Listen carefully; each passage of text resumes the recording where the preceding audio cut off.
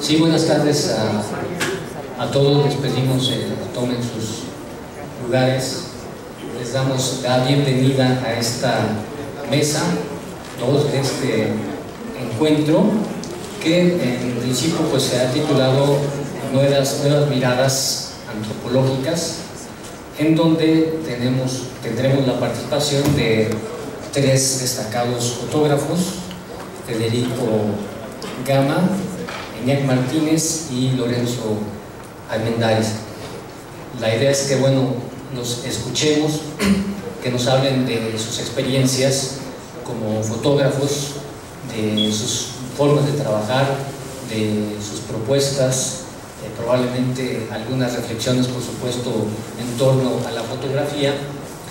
En este caso se ha pretendido en un principio hablar de nuevas miradas antropológicas. El planteamiento es interesante, yo creo que es un poco provocador. O sea, tenemos fotógrafos, no antropólogos. El registro visual de la diversidad cultural en nuestro país, particularmente de la fotografía, los grandes acervos, las grandes fotografías sobre los grandes temas etnográficos, antropológicos, digámoslo así, paradójicamente no han sido producidas por los fotógrafos en México. Hay algunos fotógrafos que han hecho fotografía, que han hecho registro visual, pero estos grandes acervos, estas grandes imágenes sobre temas etnográficos, sobre temas antropológicos, sobre la diversidad cultural en México, la han hecho los fotógrafos. Y yo creo que en este caso, bueno, tenemos ejemplo de ello. Tenemos 2 miradas. Por una parte, la mirada del antropólogo, que tenderá a ser siempre pues una mirada más analítica, una mirada más reflexiva, una mirada holística, una mirada que permite entender, que permite interpretar y que obliga a describir y a explicar la otredad, las culturas, las comunidades, las tradiciones. De alguna manera, esta forma de observar, de vivir, está muy emparentada con lo que hace el fotógrafo. El fotógrafo también observa, trata de describir, de explicar, pero a su manera reconstruye la realidad. Por supuesto, el antropólogo utiliza elementos que los conforma más el trabajo intelectual. El fotógrafo hace un trabajo que está más orientado hacia actitudes creativas, en donde está combinando la técnica, el propio conocimiento de la realidad y todo un lenguaje visual, que es lo que constituye, por supuesto, su materia. Entonces hay formas de hacer, hay formas de interpretar, hay formas de crear y formas de hacer fotografía, en la que pues se definen, por supuesto, percepciones, estilos, técnicas. El mundo será tan complejo como lo es nuestra capacidad, como lo es nuestro conocimiento del mismo. Pero la fotografía también será tan compleja o tan fascinante como sea nuestro conocimiento de la propia fotografía, como lo sea el conocimiento de los propios temas y motivos que están fotografiados, y también como lo sea nuestra propia capacidad de fascinarnos por la fotografía. Entonces, bueno, vamos a dar entrada. Vamos a presentar primero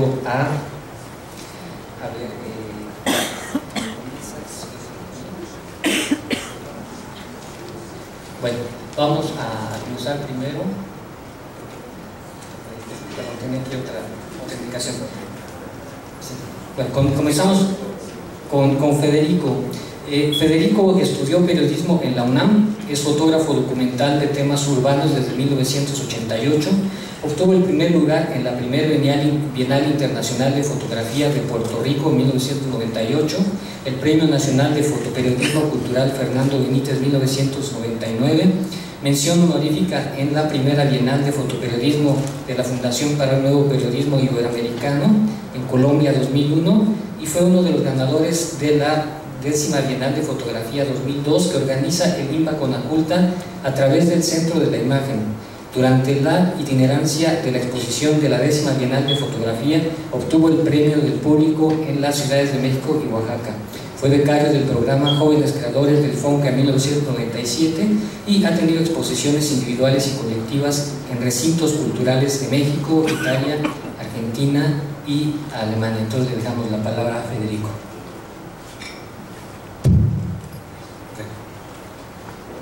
Muchas gracias. Bueno, antes que nada quiero agradecer su presencia y sobre todo la invitación, y además, bueno, compartir la mesa con estos fotógrafos que admiro mucho también su trabajo. Entonces eso, bueno, pues me da mucho gusto estar aquí y con la idea de compartir un poco con ustedes esta experiencia de lo que ha sido mi trabajo fotográfico en torno a esta idea de lo que serían las miradas antropológicas. Y bueno, lo primero que yo traté de entender qué era esto de las miradas antropológicas, más que nada dije, bueno, creo que lo importante aquí sería entender, bueno, cómo se dan estas miradas, porque cada quien, como dice Bruno Munari, ve lo que sabe.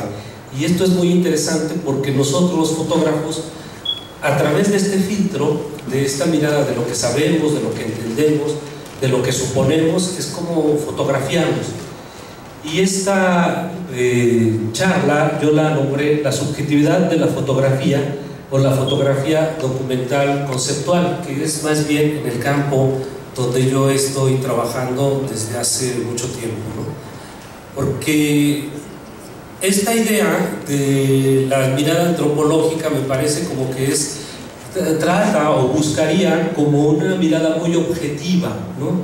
Y bueno, mi trabajo está muy lejos de ser una mirada objetiva, más bien es una mirada muy subjetiva. Y mis proyectos fotográficos van en dirección opuesta a la objetividad. Desde hace mucho tiempo es curioso cómo se ha vinculado mi trabajo con la antropología. Curiosamente, antropólogos y psicólogos sociales han entendido que mi fotografía va en ese sentido y me invitaron una vez a escribir en un coloquio que ellos hicieron, en un libro que editó Porrúa por ahí del año 2000, y yo les decía exactamente que mi trabajo no era objetivo, sino que era subjetivo, que prefería trabajar a partir de lo que yo pienso y de lo que yo creo, más allá de tratar de reflejar la realidad que desconocía o que no era tan metodológico mi trabajo en ese sentido. Y yo documento a partir de la subjetividad lo que yo creo, lo que yo veo, lo que yo pienso de un determinado tema, y las fotografías son parte fundamental de ese discurso y de esas ideas.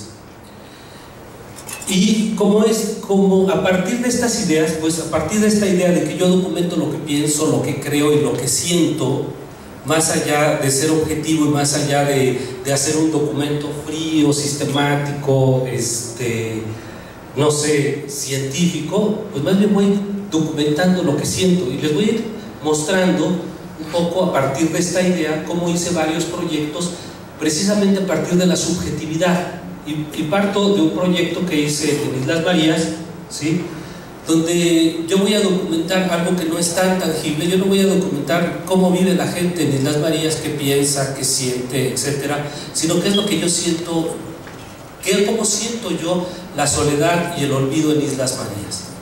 Y a partir de este sentimiento, de esta idea, porque yo decía, ¿cómo voy a fotografiar un lugar donde además no había rejas? Parece que ahora sí ya hay penales en ese mismo sentido como los conocemos, pero en ese tiempo era un pueblo y la gente vivía de manera más o menos libre en Islas Marías.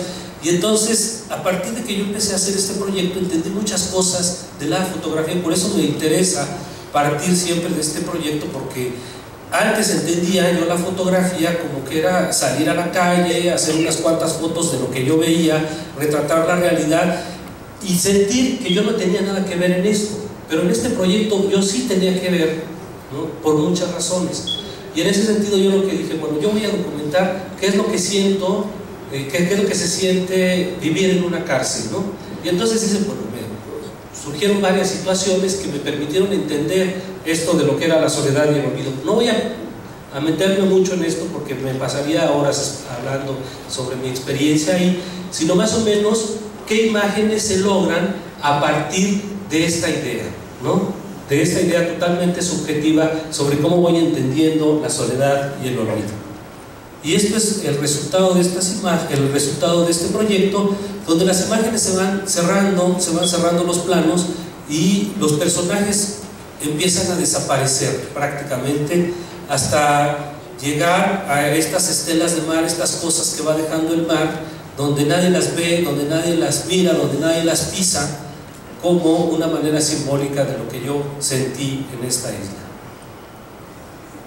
Entonces, después de este proyecto, empiezo a trabajar otro proyecto donde me interesa, más que documentar, por ejemplo, qué es lo que sucede con los cholos de Neza, me interesa que ellos expresen, darles una voz a estos jóvenes, porque yo no iba documentando así nada más qué hacían, yo no iba rescatando su vida ni nada, sino les preguntaba, ¿cómo quieres aparecer tú en la foto? Y luego, este tipo de cosas, también los documentalistas o los reporteros gráficos o los antropólogos me decían, pero es que posaste a los fotógrafos. Le digo, no solamente los posé, sino que los invité a posar. Les dije, a ver, ¿qué imagen, cómo quieres aparecer ante la fotografía? Y entonces era como pasarles el micrófono cuando alguien te pregunta algo y te dice, a ver, tienes la voz y ahora di lo que piensas y lo que sientes. Y eso fue lo que más o menos hice en Cholos a la Neza, ¿no? Era la invitación para el ego o cómo quieres posar. Entonces muchas de las fotos que están ahí yo no las hice del todo, ¿sí? La imagen era lo que ellos querían representar, únicamente la estética, la iluminación, esto que uno puede interactuar como fotógrafo, es lo que yo iba registrando, pero las poses y las actitudes son de ellos, ¿no? Y son como ellos quieren aparecer ante la cámara. Y bueno, y se lograron cosas muy interesantes, ¿no? Como este tipo de imágenes que estamos viendo. Y después de esto empiezo a trabajar otro proyecto donde me interesa la vestimenta y el lenguaje corporal, o lo que expresa uno de mis proyectos que también trabajé durante mucho tiempo, que es los Mazahua Choloscatopong, sin que se den cuenta que existe un fotógrafo. Esto también, no saben cómo fue difícil que los propios compañeros fotógrafos que hacen fotografía documental entendieran esto, porque decían, no, es que ahora nos estás tomando desde lejos y así no se vale. La foto documental se tiene que hacer en 28 milímetros y tienes que oler a qué huele el personaje que está retratando. Está bien, eso es una forma de acercarse a la fotografía documental, pero no es la única. Y a mí me interesaba precisamente alejarme para saber cómo es que ellos actuaban. En la medida que yo me acercaba a lo que yo llamé Mazahua Choloscatopong, ellos se intimidaban y entonces yo ya no podía registrar o ya no podía documentar su lenguaje corporal. Y este lenguaje corporal que habían recuperado precisamente por vestirse como cholos, emos, dark, etcétera, etcétera. Entonces es bien interesante cómo estas ideas que tenemos sobre la objetividad, el realismo fotográfico y todo esto a veces impiden que tú puedas ver o entender un proyecto, ¿no? Y a mí sí me interesaba documentar ese lenguaje corporal y cómo ellos habían recuperado algo que es fundamental para cualquier ser humano, pero que los indígenas habían perdido, que es la autoestima. Imagínense cómo un indígena que todo el tiempo le han dicho que es feo, ¿qué siente cuando se mira al espejo? Pero cuando se ve como lo que yo llamo Mazahua Choloscatopong y se ve atractivo, no solamente para él, sino para los demás, eso le da un salto increíble, y eso solo lo podría hacer yo si estaba trabajando con telefoto.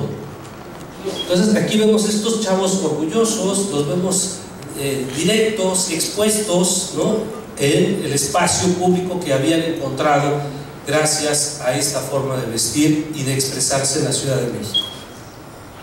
Entonces, tuvo tres series de Mazahua Choloscato Punk. Una es Top Models, retratos de los Top Models Mazahua Choloscato Punk. Otro es Miradas en el espejo. Y la última, Mazahua Choloscato Punk a escena.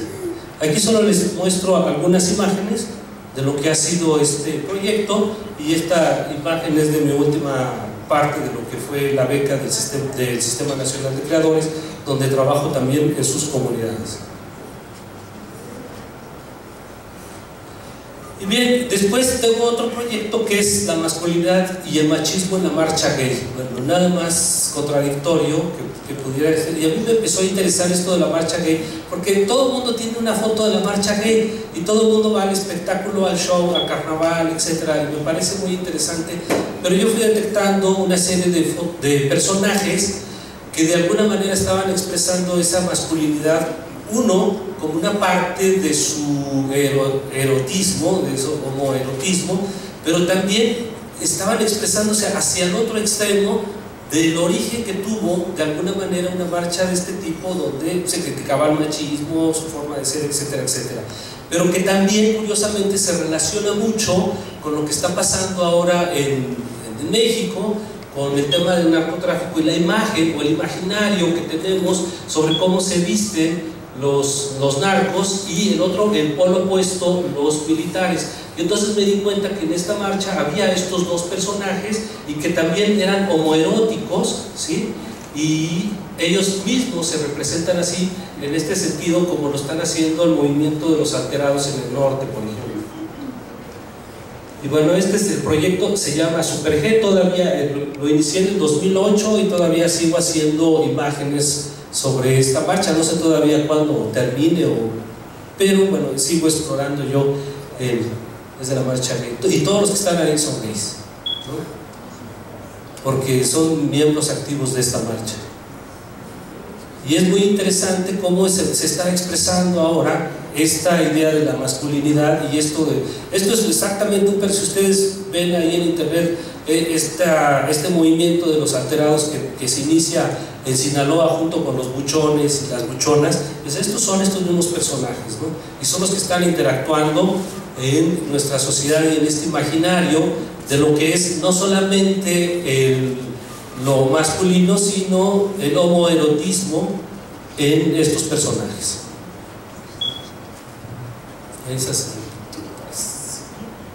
Bueno, las mujeres también participan en esta imagen de la masculinidad.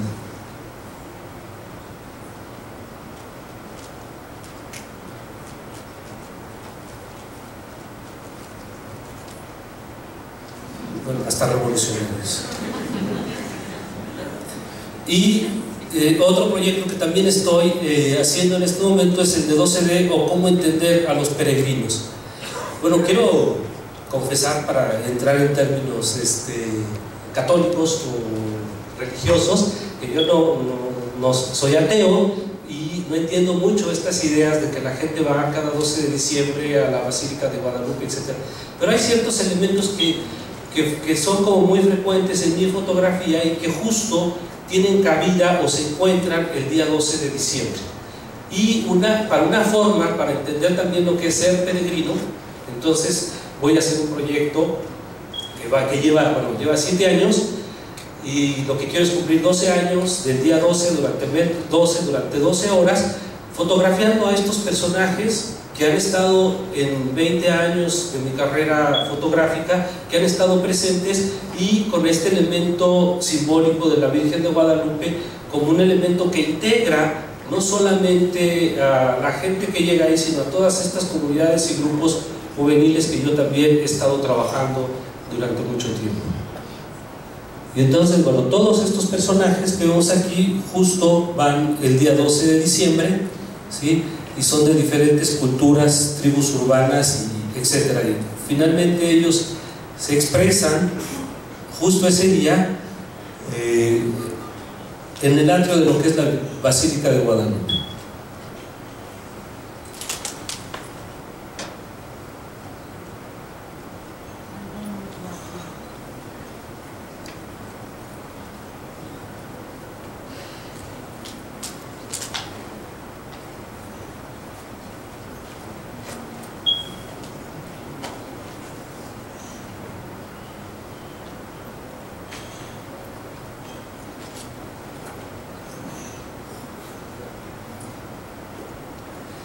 Bueno, pero finalmente es curioso porque entre más subjetiva es mi propuesta, también trato de ser más riguroso con la forma de documentar. Esto quiere decir que esto no implica que no tenga un rigor documental mi proyecto, es lo que yo pienso y lo que yo digo.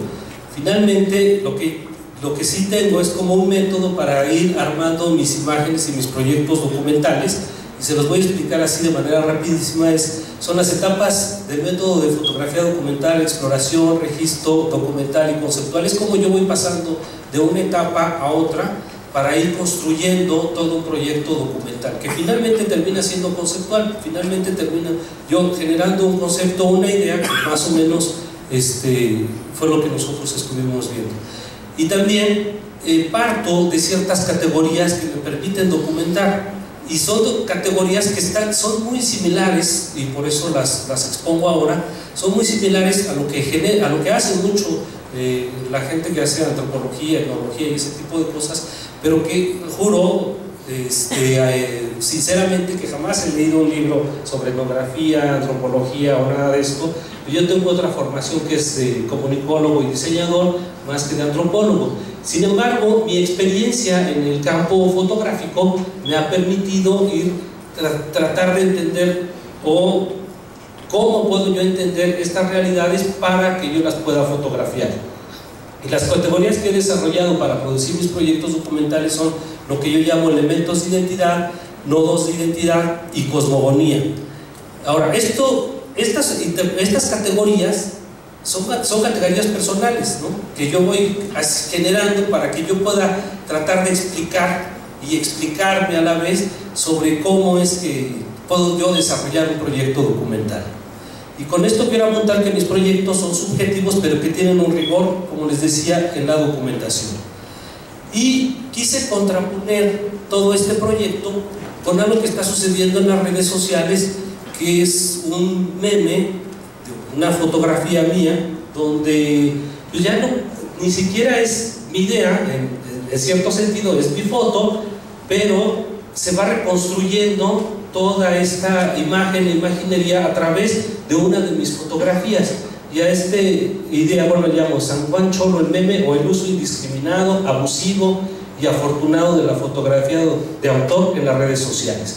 Entonces yo lo que estoy haciendo es ahora reapropiándome esas frases, esas ideas, donde se asocia a uno de mis personajes de Mazahua Cholos Catopong, que tiene una imagen muy interesante porque la foto se llama La Fe, y es un personaje que lleva a la Virgen de Guadalupe, ¿sí?, pero que lleva una frase que dice: no se pase de verga. Y es bien interesante todo lo que existe alrededor de esta imagen, y cómo la imagen y la imaginería de las redes sociales han hecho de este personaje muchas cosas que no tienen que ver conmigo, pero que finalmente sí tienen que ver con el proyecto que estoy desarrollando. Bueno, esta es la imagen, se llama La Fe, y esto es lo que después se llamó San Juan Cholo. Y bueno, aquí hago esta relación donde este chavo tiene que ver más con este Mazahua que va el día 12 de diciembre que con un cholo. Él no es un cholo, él es un joven constructor, trabaja como carpintero, es albañil, pero trabaja como carpintero y es de origen oaxaqueño. Y aquí les presento, bueno, 3 imágenes de lo que sería más o menos un cholo. Este sí es un cholo, que además estuvo en el este de Los Ángeles. Estos son cholos de Ciudad Neza, y este es lo que yo llamo Mazahua Cholos Catopong. Y yo puse estas 3 imágenes porque mientras para este tipo todo lo que viste, cada elemento de su atuendo tiene que ver con la idea que tienen sobre México, esta resistencia social que hacen sobre México, lo mexicano y su identidad como trabajador. Y estos chavos lo que hacen es vivir el sueño americano en México. Ellos creen que están viviendo el sueño americano y viven una realidad de espejo con el este de Los Ángeles, pensando que ellos están viviendo como las grandes bandas del este de Los Ángeles. Y todo lo que usan es importado, ellos no usan nada hecho en México. Aunque los pantalones Dickies se hacen en Chihuahua, aunque no se vendan en México.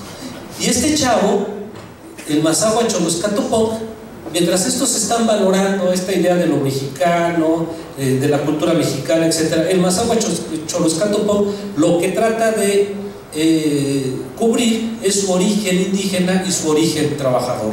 O sea, esta misma imagen del cholismo significa cosas distintas en momentos y en lugares distintos. Y bueno, así es como empieza a surgir esta imagen del meme del cholo. Esta es, bueno, parte de una exposición que se hizo del laberinto de miradas, y este personaje empezó a pasar por todo esto. Después estaba aquí ya en Oaxaca, y luego pasó ya a una exposición del grupo La Pistola, que es el que hizo esto, pero aquí ya empieza a distorsionarse un poco más, porque este cholo, o sea, este ya es un cholo, y como les dije yo al principio, este chavo no es cholo en el sentido real, sino nada más en la imagen. Pero aquí empieza a generar el cholo como parte de la tribu urbana, y todo lo que él hace y significa, y después se fusilan mi foto para un libro, ¿sí? Y bueno, ahí tuve un problema, empezamos a discutir con la editorial, porque esa foto era mía y decían que ellos la habían tomado de internet y que casi que les valía madre y que la podían utilizar. Entonces, bueno, yo no quise hacer más porque conozco a este chavo, que es un joven creador, ¿no? Entonces dije, bueno, no voy a hacer tanto choro por este chavo. Pero después, este mismo personaje ahora ya es un Mara, ¿no? Aquí dice Tax Mara. Y ya, pero además